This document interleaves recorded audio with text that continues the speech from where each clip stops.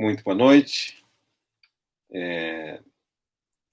Sempre uma grande alegria. Vamos iniciar então nossa aula de hoje sobre a vida de Cristo. Nosso tema hoje é Marcos capítulo 3, versículo 14. Designou 12 para estarem com ele e para os enviar e pregar. O chamamento dos 12.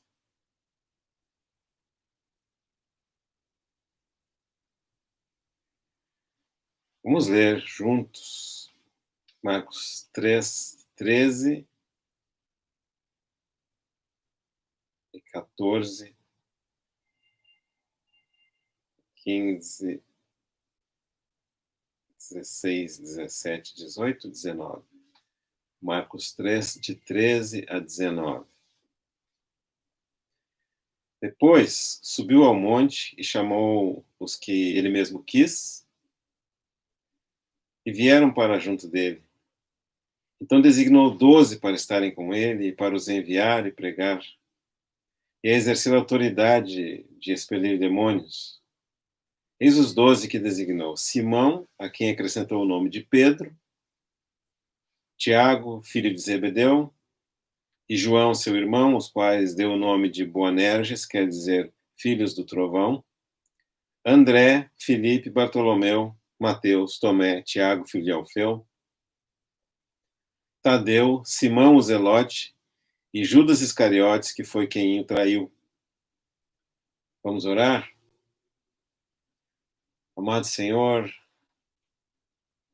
que alegria, que privilégio, que honra nós temos de reunir com o Senhor e esperar que o Senhor fale conosco por meio da sua palavra.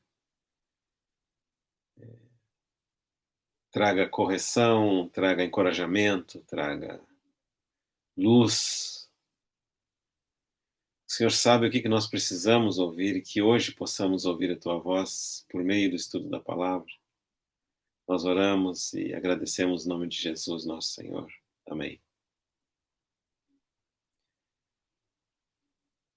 Nós estamos então estudando a vida de Cristo. Já chegamos na mensagem de número 38. Começamos com Cristo na eternidade passada, vamos dizer assim, antes da existência do universo. O nosso Senhor Jesus Cristo já existia. Ele criou o universo. Todas as coisas que existem foram feitas por intermédio dele. E ele veio, assumiu a forma humana. A expressão que a Bíblia usa é: ele tabernaculou entre nós. Que a palavra, no princípio era a palavra, e a palavra era a vida, e a vida estava com Deus, e a vida era Deus. Essa vida, essa palavra é o nosso Senhor. E um dia essa palavra habitou entre nós, graças a Deus, se fez carne. E habitou entre nós cheio de graça e de verdade. E antes do Senhor Jesus Cristo, ninguém havia visto Deus, mas agora, graças a Deus, quando o Senhor assume a forma humana, nós podemos ver a Deus em Jesus. Então, o propósito desse nosso estudo é começar desde esse momento, lá na eternidade passada, até quando ele se fez homem e entra por meio do nascimento virginal na humanidade, até a sua morte, depois da sua morte e ressurreição, até a sua exaltação, um período que a Bíblia chama os dias da sua carne.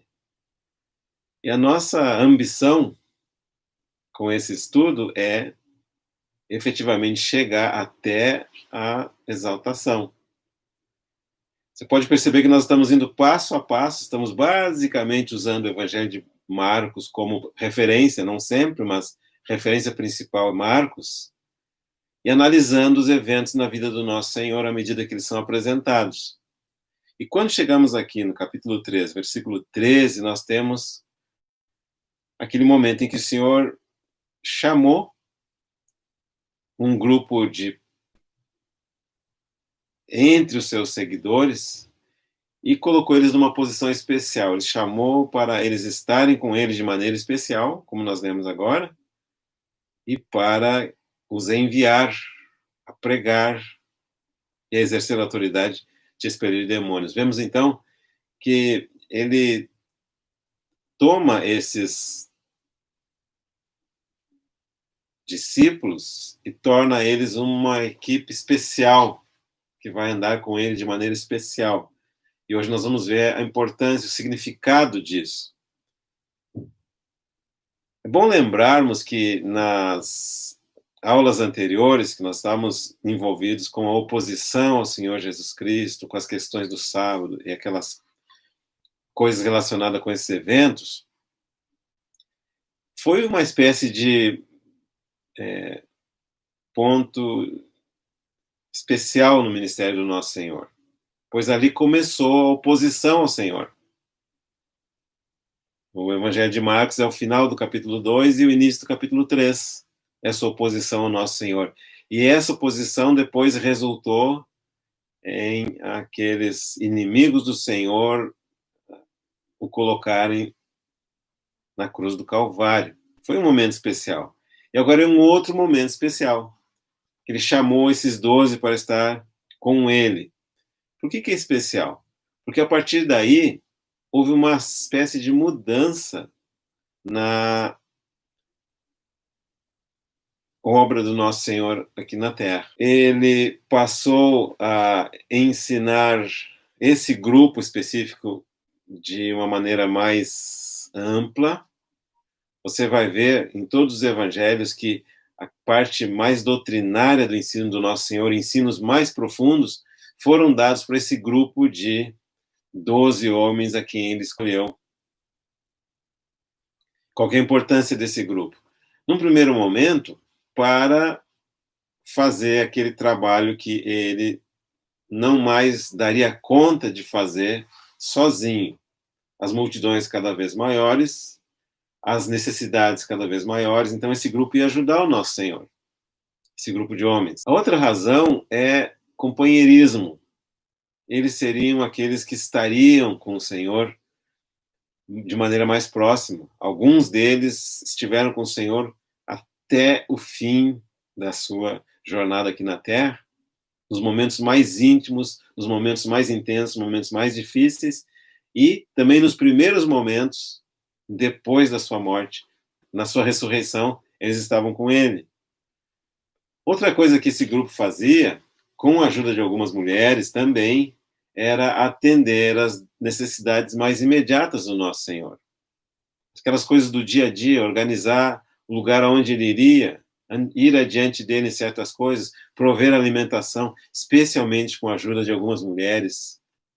No futuro, esses discípulos se tornariam os apóstolos do nosso Senhor, eles dariam continuidade à expansão da mensagem do reino. Depois que o Senhor saísse de cena, esses discípulos iriam levar adiante a obra do reino de Deus.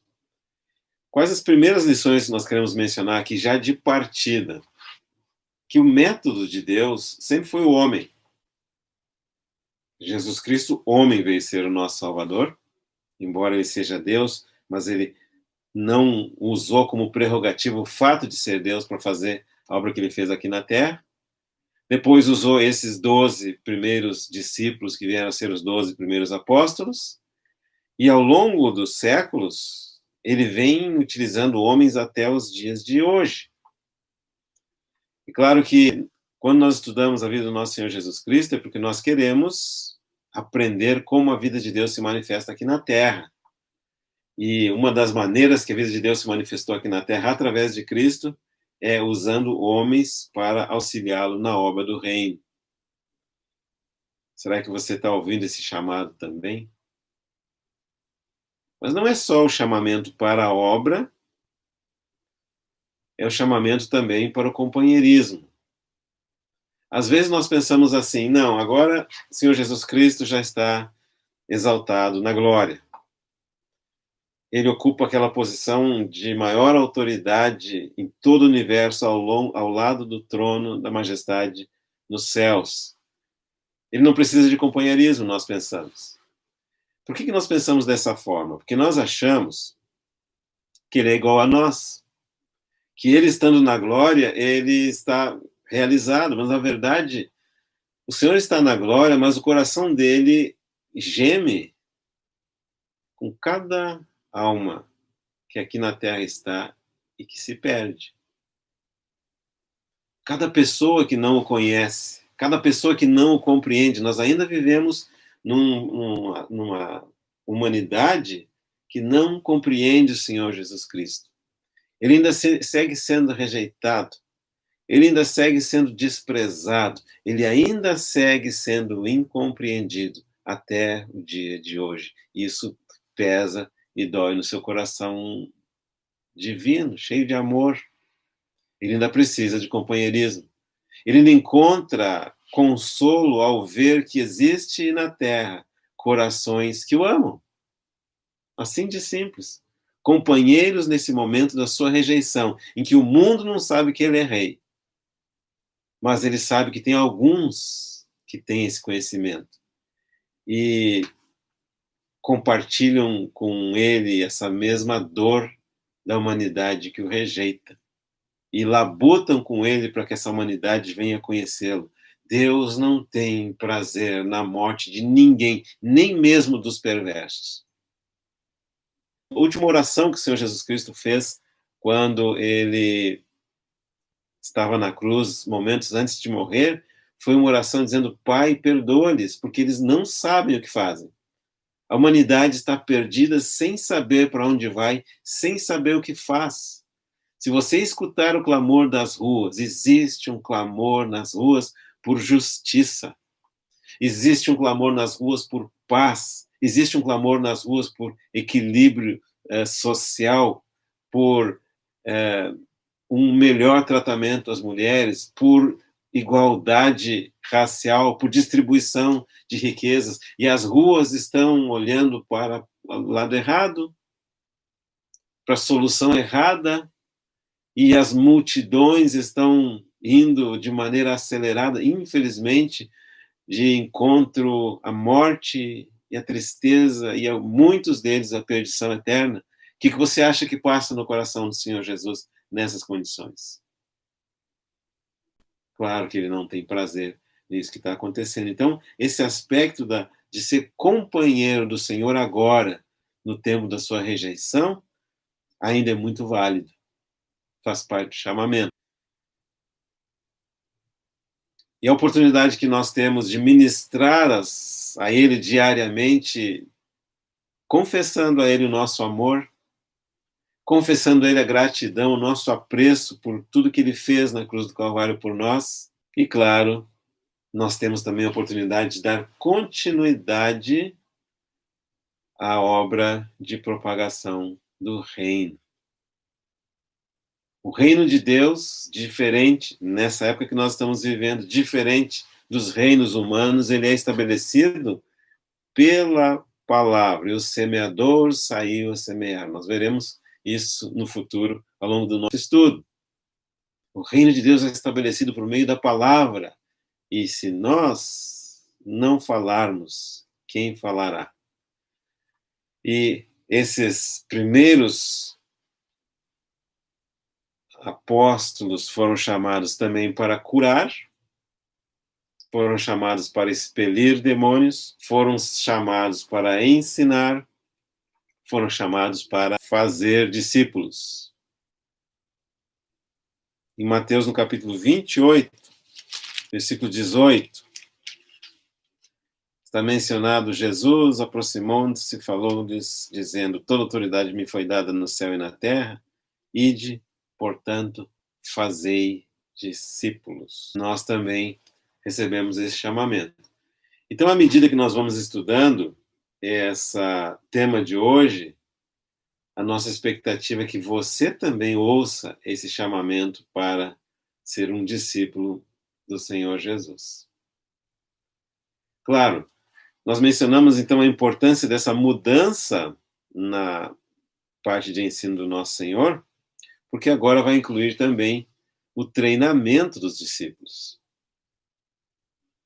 Alguns de nós temos algumas reservas com relação à cura divina, exatamente por causa do mau uso que algumas vezes a cura tem nos dias de hoje. Se torna um comércio, se torna às vezes uma mistura com charlatanismo, se torna uma oferta além do que é verdadeiro, mas o nosso Senhor Jesus Cristo é o mesmo ontem, hoje, eternamente, e Ele ainda cura.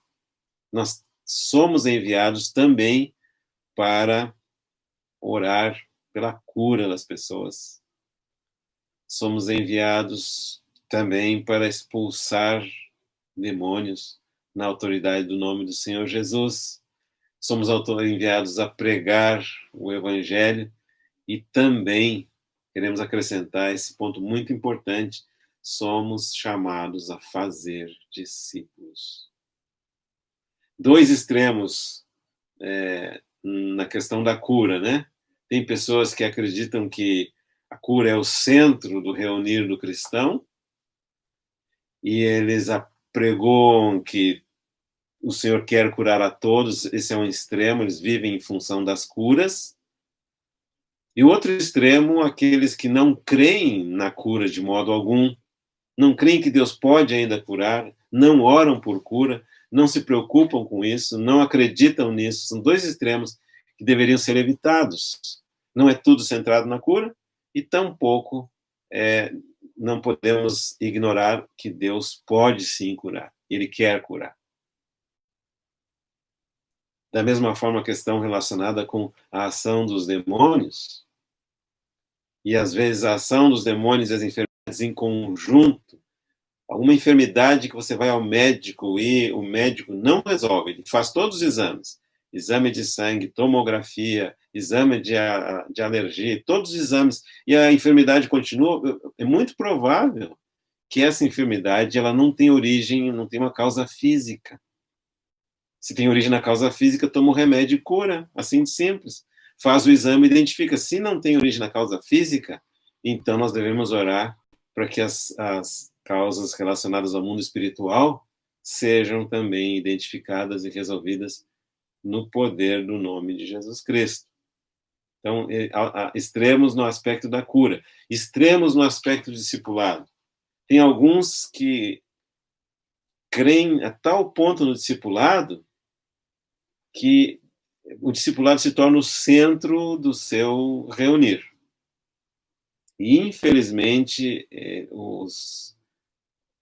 as pessoas começam a fazer discípulos para si mesmas. É o que não está na Bíblia. Nós somos chamados a fazer discípulos para o Senhor Jesus. Isso é um extremo. Você fazer meu discípulo é um extremo. Você não encontra na Escritura isso. O nosso discipulador, com D maiúsculo, é Jesus Cristo. Aqui na Terra, claro, tem pessoas que Deus vai usar para abençoar a nossa vida. Graças a Deus por isso. São os ministérios, é o companheirismo, é o ministério dos pastores, dos presbíteros, dos profetas, e tantos ministérios que tem de ensino, tem muitos ministérios. Mas nada disso significa que nós possamos fazer discípulos nossos, seguidores nossos. São seguidores de Jesus. Um extremo é esse. O outro extremo é não acreditar no discipulado. E muitas congregações são fracas, não crescem, ou perdem inúmeros membros, não conseguem identificar os membros pela falta de um discipulado. O que significa isso? Significa que nós, como congregação, devemos cuidar daqueles que chegam, ajudá-los a seguir o Senhor Jesus, especialmente nos momentos iniciais da sua caminhada, que a Bíblia compara com uma criança, né?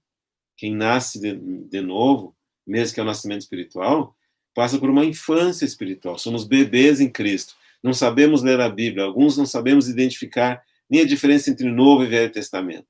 Não sabemos achar o livro de Gálatas. Então, nós devemos sim acolher as pessoas que chegam e sim devemos discipulá-las para o Senhor Jesus Cristo. Por que nós também estamos estudando a vida de Cristo? Nós também estamos estudando para saber como proceder de maneira agradável a Deus. Porque a vida que Cristo viveu aqui na Terra foi uma vida agradável a Deus. O serviço que ele prestou foi um serviço agradável a Deus. E dentre esse serviço ele tinha cura, expulsão de demônios, ensino, nós mencionamos muito ensino, e agora estamos mencionando essa formação de homens que pudessem expandir a obra do reino. Talvez aproximadamente metade do tempo do ministério do Nosso Senhor não foi dedicado às multidões, mas foi dedicado à formação desse grupo de homens. Por isso, com muita frequência, nós não nos preocupamos com o número da nossa audiência. No meu caso, não faz diferença se for 2 pessoas, 5 pessoas ou 5.000 pessoas. Já estivemos diante de uma plateia de 1.000, 1.500, 2.000 pessoas, e se tivesse hoje uma plateia de 2 pessoas, não faria diferença. Porque nós temos esse encargo, tem essa preocupação com a formação de pessoas que possam ajudar outras pessoas. Por isso, se você pegasse desde a mensagem número 1 até a mensagem 38, dá um curso inteiro, essa é a nossa pretensão. Um curso inteiro, básico, né? Mas inteiro sobre a vida de Cristo. Então, essa questão da formação é muito importante. Então, metade do tempo do ministério do Nosso Senhor estava envolvido com essa formação desses homens que iriam expandir o reino e formar outros homens. O plano de Deus, então, foi usar homens. Quando que ocorreu esse chamamento desses apóstolos? Nós acreditamos que foi pouco antes do Sermão do Monte, porque assim aparece no Evangelho de Lucas, como um prefácio do Sermão do Monte, e bastante antes daquela missão em que o Senhor enviou os seus discípulos a pregar e a expulsar demônios e outras coisas. No Evangelho de João, por exemplo, capítulo 6, versículo 3, Evangelho de João, capítulo 6, versículo 3, nós temos a menção do Senhor ter subido ao monte com os seus discípulos.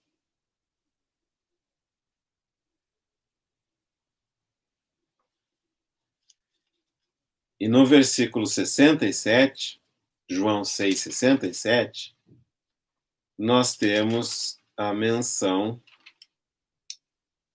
de uma pergunta que o Senhor fez aos 12. No 66 está dizendo, à vista disso, muitos dos seus discípulos o abandonaram e já não andavam com ele, em função deles terem achado o discurso que ele fez muito duro, não conseguiram absorver esse discurso. No 67 diz assim, então perguntou Jesus aos 12, porventura quereis também vós outros retirar-vos? Então nós vemos aqui que claramente esses 12 já haviam sido escolhidos.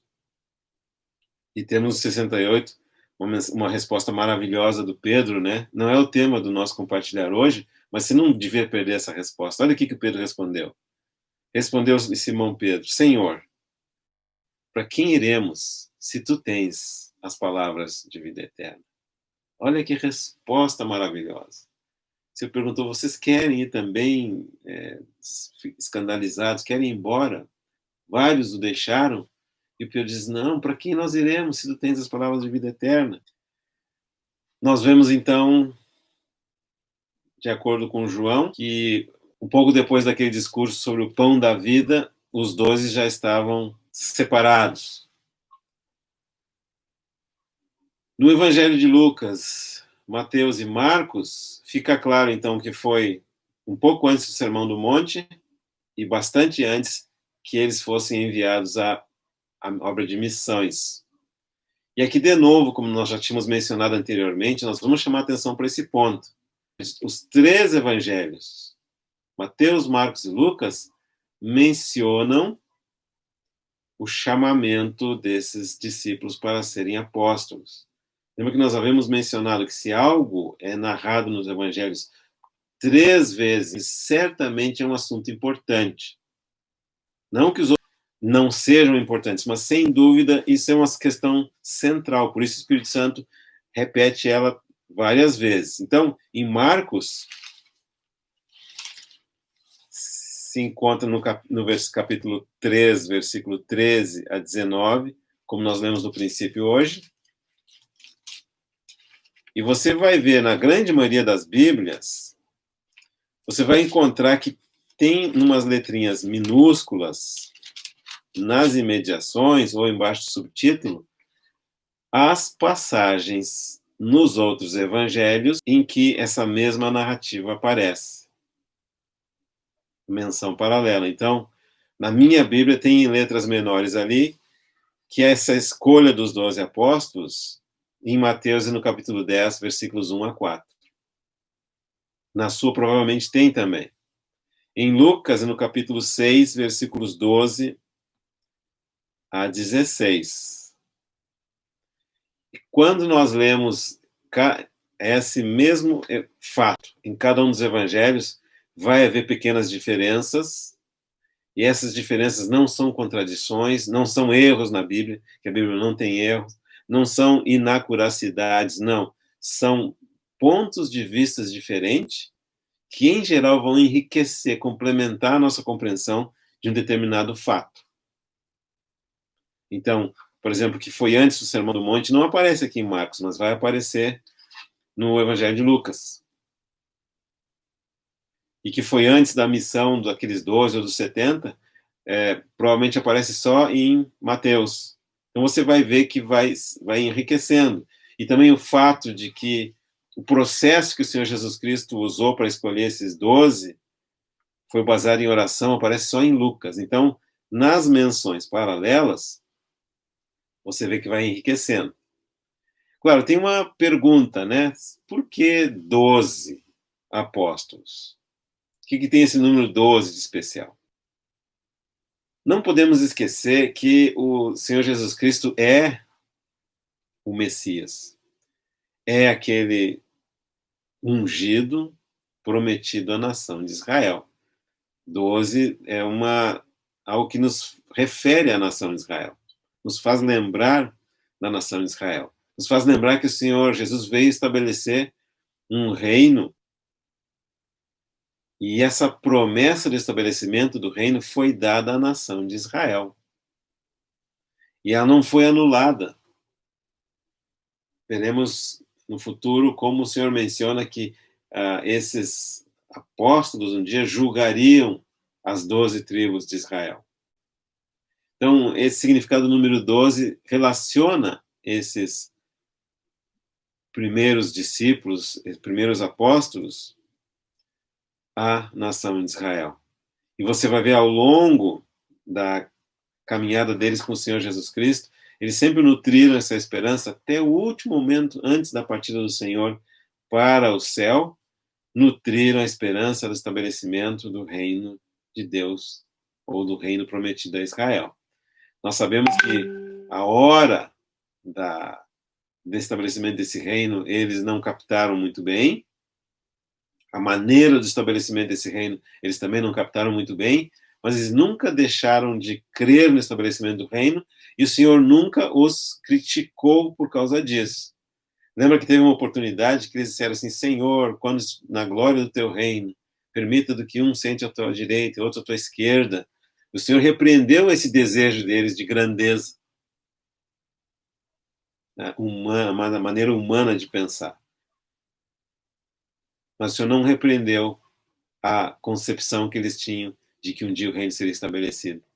Da mesma forma, quando eles perguntaram sobre a hora que venha restaurar o reino a Israel, isso é em Atos capítulo 1, o Senhor repreendeu pelo fato deles querer saber dos tempos, é um conhecimento que pertence só a Deus, mas não os repreendeu com relação ao fato de que um dia o reino seria estabelecido. Então, esse número 12 diz respeito a essa conexão entre a obra do Senhor Jesus Cristo, a sua função como Messias, estabelecimento do reino, E, na verdade, o trabalho dos discípulos, e depois se tornou o nosso trabalho, é cooperar com o nosso Senhor Jesus Cristo no estabelecimento do seu reino. O que significa o reino?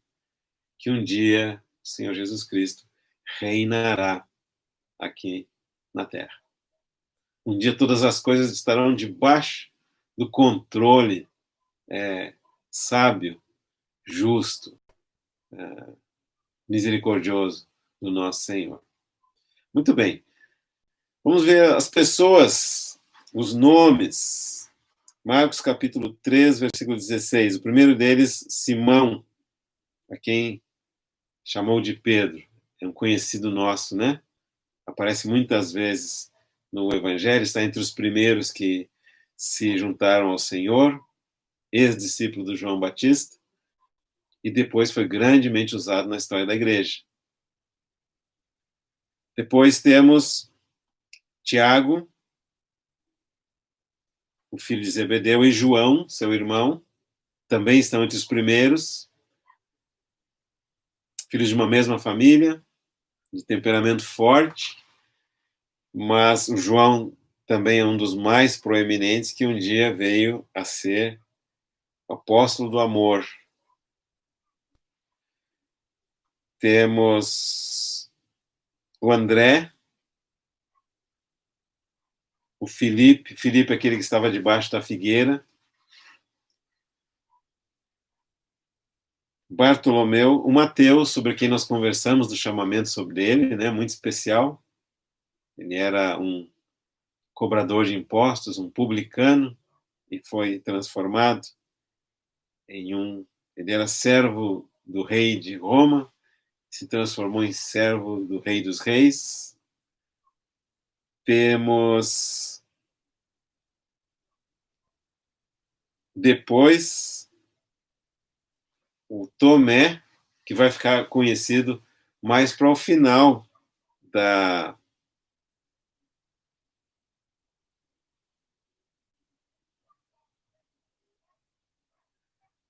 mais para o final da história do Evangelho.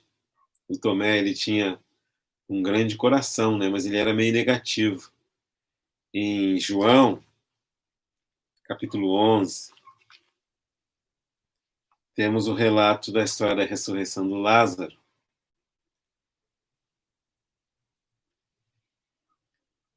E naquele capítulo, diz que o Lázaro havia adoecido, chamaram o Senhor se demorou, e Lázaro morreu, e os judeus estavam lá em torno do Lázaro, lamentando a morte dele, e o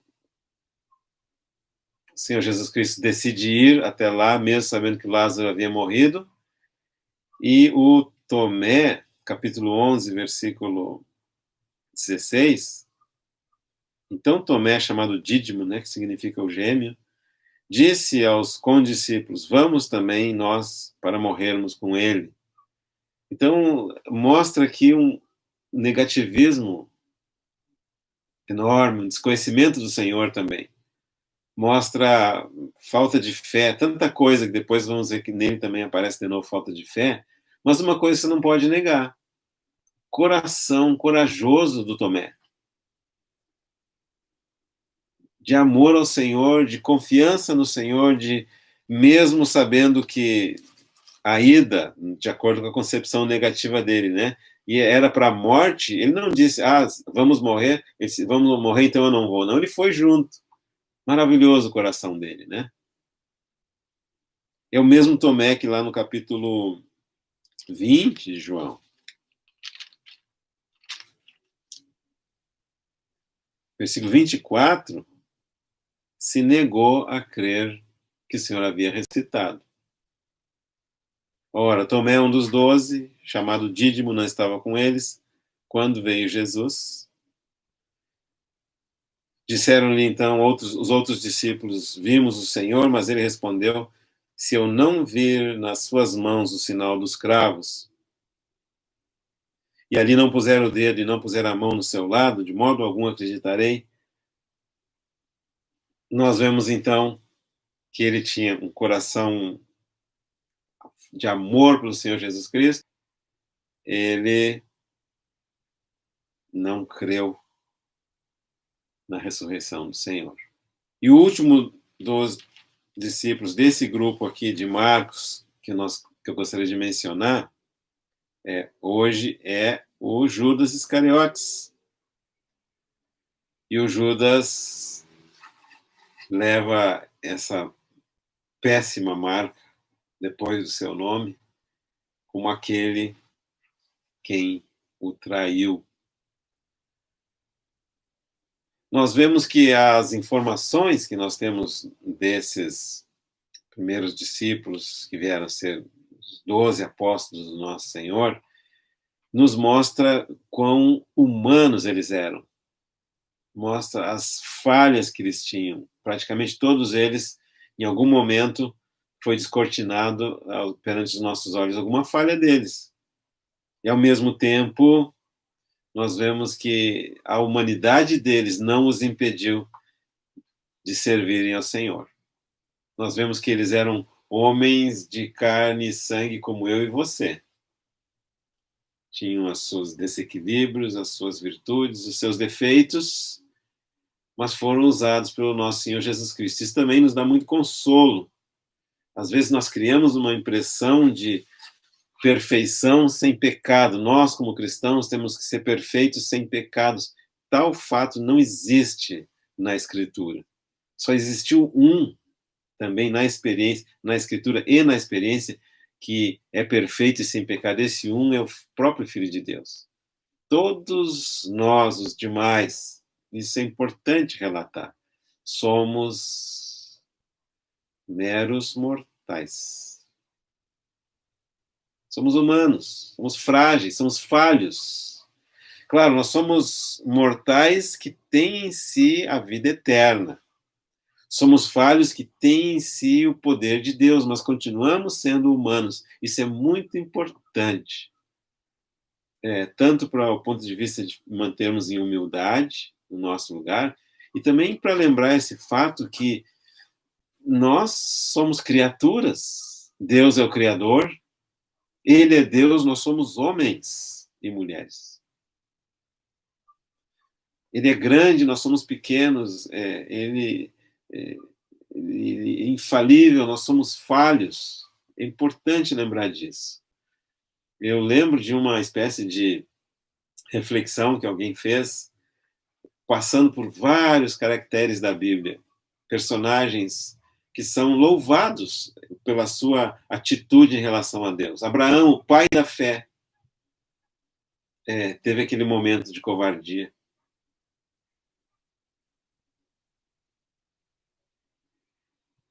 Jacó, um dos patriarcas, teve aquelas atitudes em que ele engana seu pai, seus irmãos, e faz tanta coisa incorreta. Moisés, o homem mais manso que já houve na terra, perdeu a paciência. Davi, o homem segundo o coração de Deus, cometeu homicídio e adultério. Raros são os personagens na Bíblia em que não é apresentado um tipo de falha. Pedro, um dos primeiros seguidores do Senhor, que disse coisas tão maravilhosas como nós lemos hoje: para onde iremos nós se tu tens as palavras de vida eterna? O mesmo Pedro que disse: tu és o Cristo, Filho de Deus, e sobre aquela revelação maravilhosa que o Senhor Jesus Cristo disse que foi dado pelo Pai, no momento seguinte estava falando como instrumento de Satanás. Pedro, que andou tão perto do nosso Senhor Jesus Cristo, negou o Senhor. E assim nós poderíamos ampliar essa lista, mostrando que esses primeiros discípulos não eram heróis, não eram anjos, não eram deuses, eles eram como eu e você, homens. O que os distinguiu da multidão é que eles amavam a Jesus. E o amor cobre multidão de pecados. Nenhum de nós é herói. Eu não sou herói. Não tenta você ser herói. Os primeiros discípulos não eram. Somos criaturas.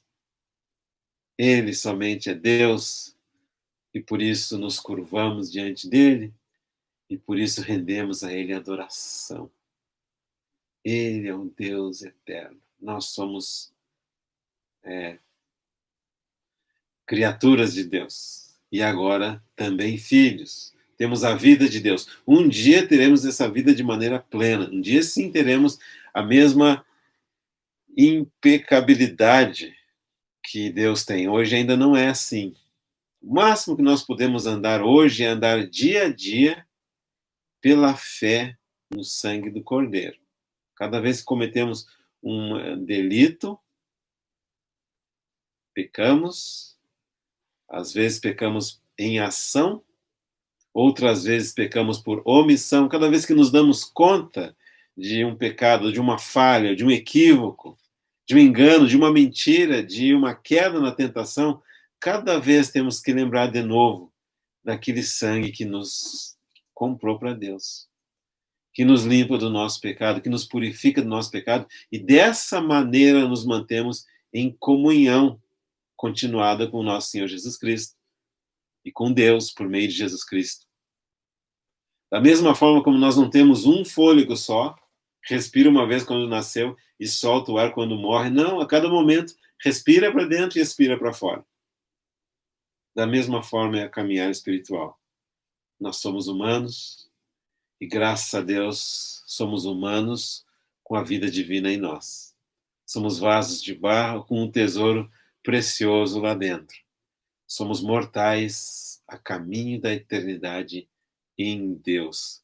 Graças a Deus por isso. Então, algumas coisas que nos encorajam ao ver a vida desses homens que foram chamados pelo Senhor Jesus Cristo, foram grandemente usados por eles, de forma que nós não precisamos desanimar de nós mesmos, no sentido de que somos falhos, mas o nosso Senhor não falha, graças a Deus por isso.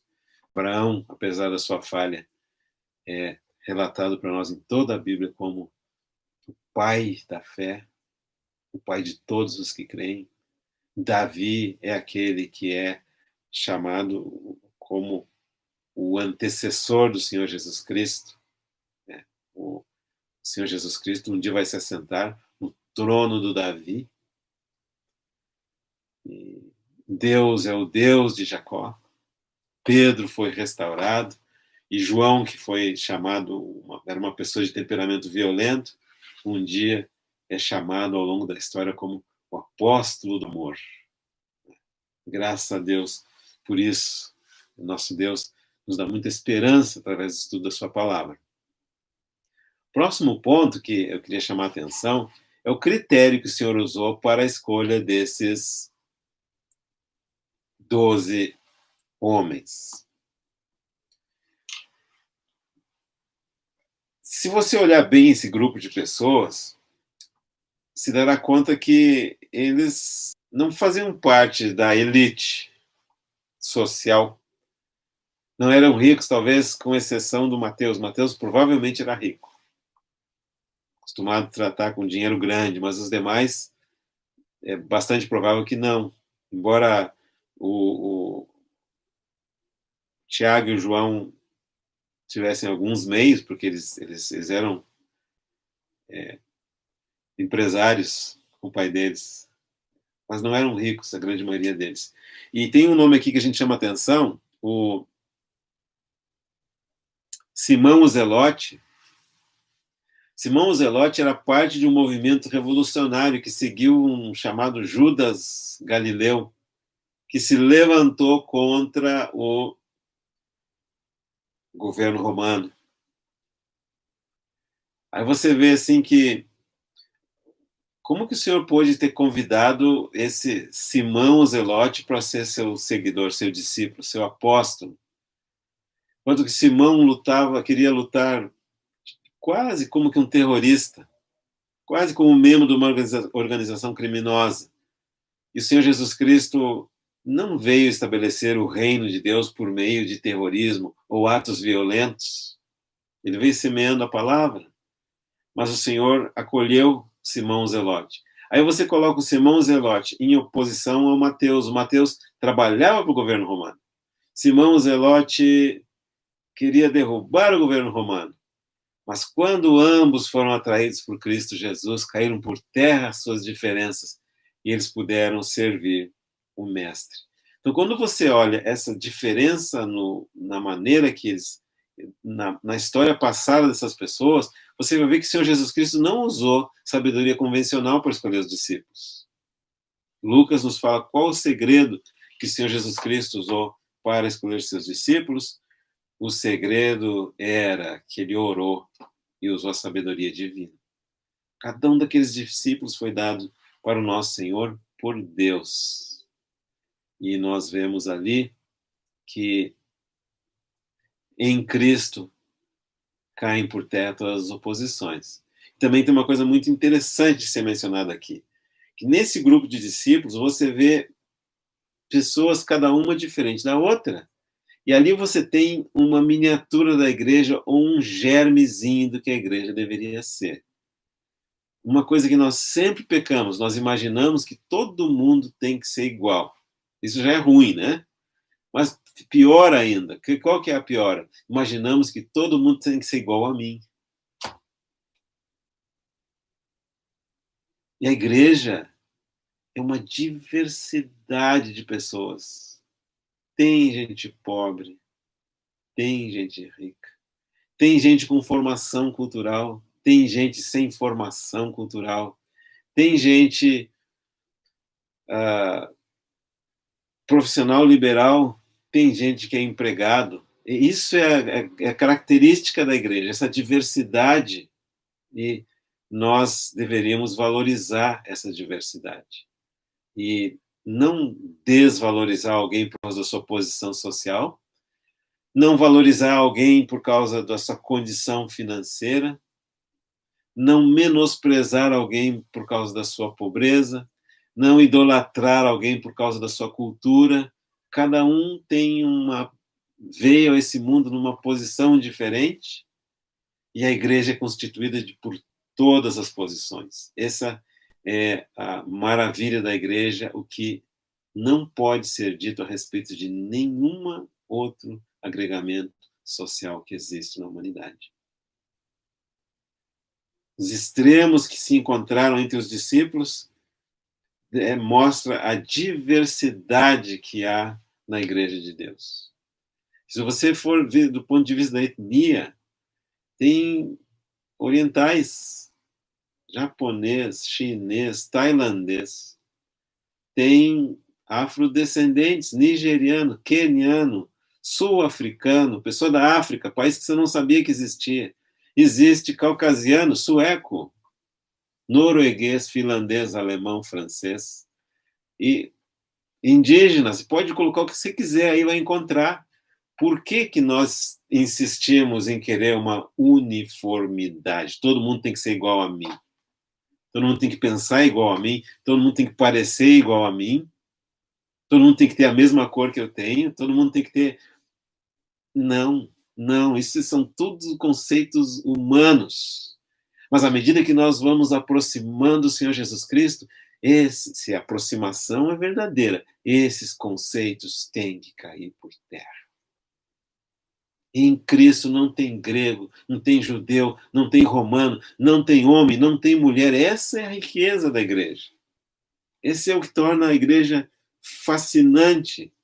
E essas pessoas que foram atraídas para o Senhor Jesus Cristo, que são chamadas pelo Senhor Jesus Cristo, não são chamadas porque fazem parte da elite cultural, nem são chamadas porque fazem parte da elite social da cidade, toda cidade tem a sua, também não são chamados porque estão excluídos da elite, porque são pobres, mas eles foram chamados não porque tiveram uma bela história no passado também, eles são chamados por causa da sua devoção ao Senhor. Por isso eles são chamados seguidores do Senhor. O que os caracteriza é o amor deles pela pessoa do Senhor Jesus Cristo. E claro, nós vamos ver que nos evangelhos, nós não vamos encontrar muitos detalhes mais sobre esses discípulos. Nós temos alguma coisa da biografia do Pedro. Sabíamos que ele era casado, por causa que ele tinha uma sogra, né? Sabíamos sua profissão anterior, seu chamamento, mas não muito mais do que isso. Quanto aos outros, não sabemos se eram casados. Não sabemos se tinham filhos, não sabemos nada sobre eles. E alguém pode achar curioso assim, como se essas pessoas são tão importantes em relação à nação de Israel, são tão importantes em relação à igreja, são tão importantes em relação ao reino de Deus, como que não tem mais informação sobre eles nos evangelhos? Porque os evangelhos não nos foram dados para dar informação sobre a biografia dos discípulos. Por mais importantes que eles sejam, os evangelhos nos foram dados para dar mais revelação sobre a pessoa de Cristo Jesus. Esses irmãos nossos que foram usados para escrever os evangelhos, eles viram o sol da justiça. Por que eles iriam se ocupar escrevendo sobre as outras estrelas menores? Se é uma estrela de primeira grandeza, uma estrela de segunda grandeza, uma estrela de terceira grandeza, não vai fazer nenhuma diferença quando você compara com a grandeza, com o brilho, o sol da justiça. E isso vai nos lembrar, então, de novo, o que nós estamos fazendo aqui, cada noite que nós reunimos para estudar a vida de Cristo. Nós queremos conhecer mais desse Jesus. Nós queremos compreender mais tudo que dele pode ser compreendido. Queremos aprender mais do Senhor Jesus Cristo. Nisso consiste o nosso cristianismo. Conhecer a Cristo, amar a Cristo, obedecer a Cristo, seguir a Cristo. Esse é o nosso privilégio.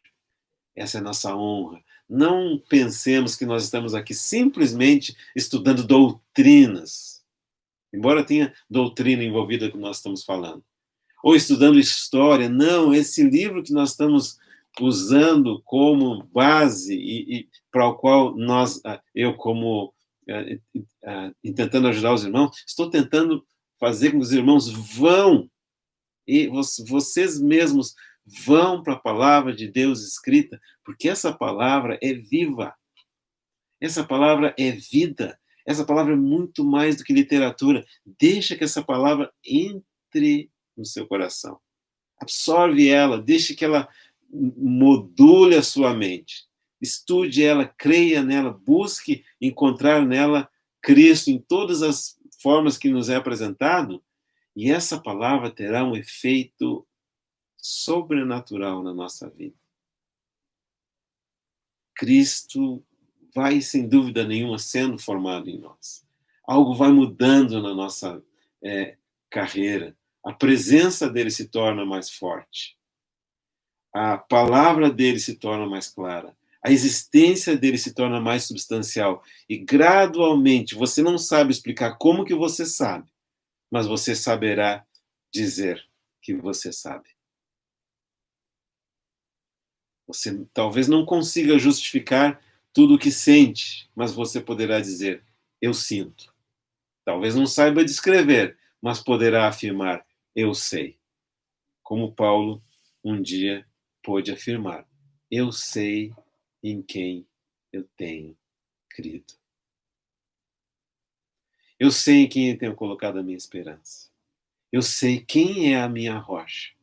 Eu sei quem é o meu Deus. A minha esperança, a minha rocha, o meu Deus, e nenhum outro, senão Jesus Cristo, o Filho do Deus vivo. Que o Senhor nos ajude a prosseguir, nos fortaleça, o Senhor nos abençoe. Vamos terminar com uma palavra de oração.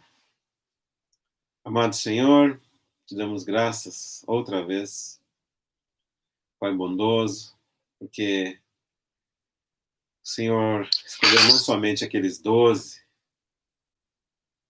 Mas o Senhor também nos escolheu. O Senhor também nos chamou. Nós não entendemos por quê, mas nós somos gratos. Muito obrigado, Senhor.